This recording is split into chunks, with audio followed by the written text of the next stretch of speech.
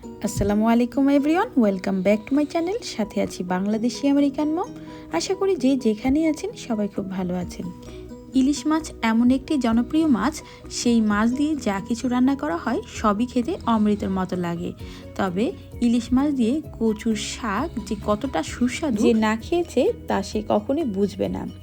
কিন্তু এর স্বাদের সাথে সাথে এর পুষ্টিগুণও যে কত বেশি তা আর বলে শেষ করা যাবে না। তাই আজ ঠিক করলাম আপনাদের সাথে ইলিশ মাছের মাথা দিয়ে কচুর শাকের একটা রেসিপি শেয়ার করি। তো চলুন দেখে আসা যাক কচুর শাক দিয়ে কিভাবে ইলিশ মাছের মাথা রান্না করব।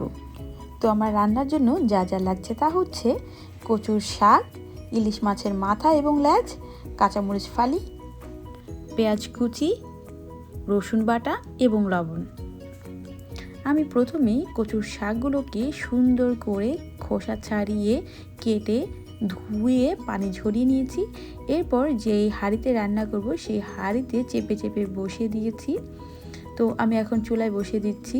তো আমার কচুর শাকগুলো সিদ্ধ হতে হতে কিছু কথা বলিনি। অনেকেই বলেন কচুর শাকে তার অ্যালার্জি আছে, মানে গলা চুলকায়, কেউ বলেন হাত চুলকায়।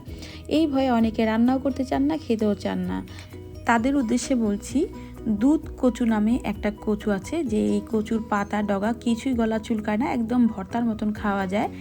আর এক একজন এক এক স্থানীয় ভাষায় এক এক রকম নাম বলেন, আপনারা আশা করি সেটা খুঁজে নেবেন। আর মান কচু যেই একটা কচু আছে, সেই কচু আগা ডগা লতা পাতা সবই কিন্তু চুলকায়।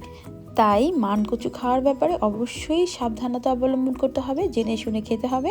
তো আমি আবার রান্নার জগতে ফেরত এলাম, দিয়ে দিচ্ছি লবণ। তো আমি লবণ দিয়ে শাকগুলোকে ভালোভাবে নেড়ে চেড়ে মিশিয়ে নিচ্ছি। তো নাড়াচাড়া করতে করতেই দেখেন আমার শাকগুলো একদম অল্প একটু হয়ে গিয়েছে, আর এভাবে করতে করতে সিদ্ধ হয়ে আসছে। তো যতটুকু পারা যায় আমরা এভাবে সিদ্ধ করে রাখবো, এক্সট্রা কোনো পানি দিব না, দেওয়ার দরকারও নাই। তো আমার শাকগুলো হয়ে গিয়েছে, আমি নামিয়ে রাখছি। এবার চলে যাব রান্নার দ্বিতীয় অংশে, কারণ মাছগুলো এখনও কিছুই করা হয়নি। তো কাঁচা মাছের মধ্যে আমি দিয়ে দিচ্ছি হলুদ, লবণ, তেল, পানি এবং কিছু পেঁয়াজ কুচি দিয়ে আমি হালকা হাতে একটু নেড়ে চেড়ে তারপরে চুলায় বসিয়ে দিচ্ছি। চুলায় বসিয়ে আমি কয়েকটা কাঁচামরিচ দিয়ে দিলাম, মানে এখানে 2টা দিয়েছি, আপনারা চাইলে নাও দিতে পারেন, বা কেউ যদি ঝাল খান তাহলে আরও বেশি দিতে পারেন। তবে আমরা আসলে কচুর শাকে ঝাল খাই না, তাই দেইনি। এরপর আমি ঢাকা দিয়ে মাছগুলোকে চুলায় বসিয়ে দিয়েছিলাম। পানি উতরে এসেছে, মাছগুলো সিদ্ধ হয়ে গিয়েছে, খুব সুন্দর একটা স্মেল বেরিয়েছে। আমি চুলায় আগুন বন্ধ করে দিলাম। এরপর চলে যাচ্ছি রান্নার মূল ধাপে। আমি একটা কড়াই বসিয়ে দিয়েছি, দিয়ে দিচ্ছি পেঁয়াজ কুচি। আমি আমার পরিমাণ মতো দিয়েছি, এখানে কোনো মাপ ঝোপের কোনো বেলাই নেই, আপনারা আপনাদের ইচ্ছা মতো এবং স্বাদ মতো করে পেঁয়াজ কুচি দিয়ে নেবেন। এরপরে দিয়ে দিচ্ছি হলুদ গুঁড়া, জিরা গুঁড়া এবং 1 চা চামচ রসুন পেস্ট।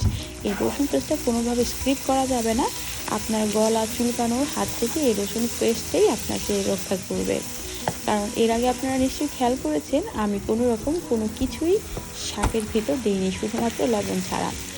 এরপর একটু মশলাগুলোকে ভেজে দিয়ে দিলাম সেই কচুর শাকগুলো দেওয়ার সঙ্গে সঙ্গে আমি কিন্তু দিয়ে দিচ্ছি আমার সেই সিদ্ধ করে রাখা ইলিশ মাছের ঝোল সহ ইলিশ মাছ। শাক, মাছের ঝোল আর মাছ যাতে আলাদা আলাদা হয়ে না থাকে, তাই আমি খুব সুন্দর হাতে নেড়ে চেড়ে মিশিয়ে নিচ্ছি। এরপর ঢেকে দিচ্ছি 5 মিনিটের জন্য। 5 মিনিট পর শাকগুলো উতরে এসেছে, তাই এখন আমি আবারও একটু নেড়ে চেড়ে দিচ্ছি।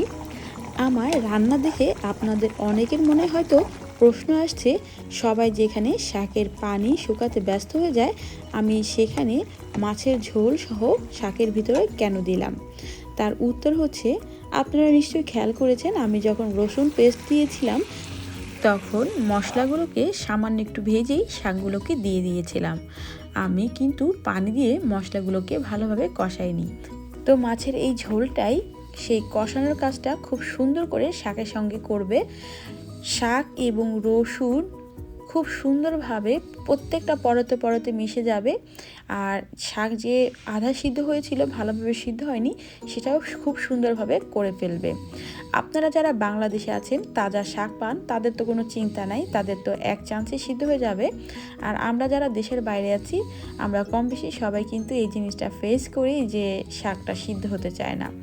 তো কথা বলতে বলতে আমার শাকগুলো কিন্তু একদমই হয়ে এসেছে, মানে পানি কিন্তু শুকিয়ে গিয়েছে। তো আমি এখন চুলার আগুনটা নিভিয়ে আপনাদের সামনে পরিবেশন করে দেখাবো।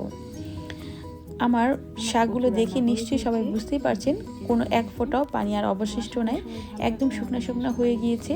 খুবই সুন্দর একটা স্মেল বেরোচ্ছে, খুবই মজা হয়েছে শাকটা। তো গরম গরম ভাতের সাথে এর কোনোই জবাব নেই। তো সবাই এইভাবে রান্না করে খান, আশা করি সবার কাছে ভালো লাগবে। আজ এই পর্যন্তই, সবাই ভালো থাকবেন। পরবর্তী ভিডিও দেখার আমন্ত্রণ জানিয়ে আমি এখানেই বিদায় নিচ্ছি। আল্লাহ হাফেজ।